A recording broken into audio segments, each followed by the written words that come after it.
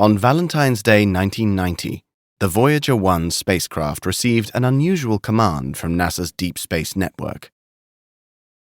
23 years earlier, the space probe had been launched on a trajectory past Jupiter and Saturn, and in 3 years it had revolutionized our understanding of the gas giants and their moons with detailed images and other data.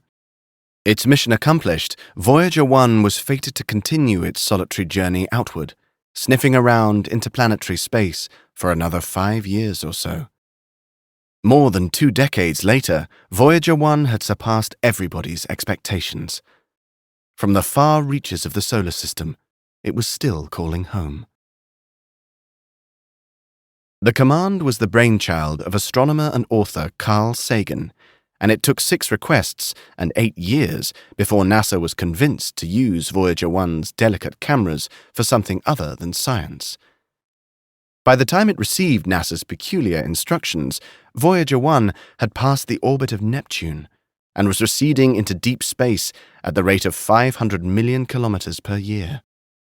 The probe was to silently turn around, power its cameras back up 10 years after they had been last used, and point them back toward home. Panning and pointing, our distant sentinel searched the darkness to tease out 6 barely visible dots, creating a unique portrait of 6 of the 8 planets that make up our cosmic family around the Sun. Mercury is missing as it was too close to the Sun to be visible, while Mars turned out to be too dim. It is one of the most iconic images in space exploration. Seen from the cosmic vantage point of Voyager 1, our beautiful planet is nothing but a speck of dust, a moth floating in a beam of sunshine. Look again at that dot. That's here. That's home. That's us. On it, everyone you love, everyone you know, everyone you ever heard of, every human being who ever was, lived out their lives, wrote Sagan, underscoring the importance of taking care of that pale blue dot, the only place in the universe we can call home.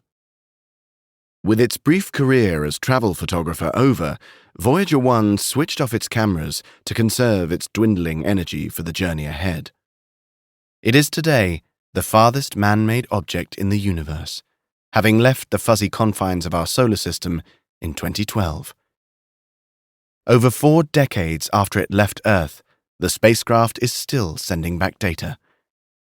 It will not encounter another star for 40,000 more years, by which time its creators might well have been long forgotten. Down the pit of history.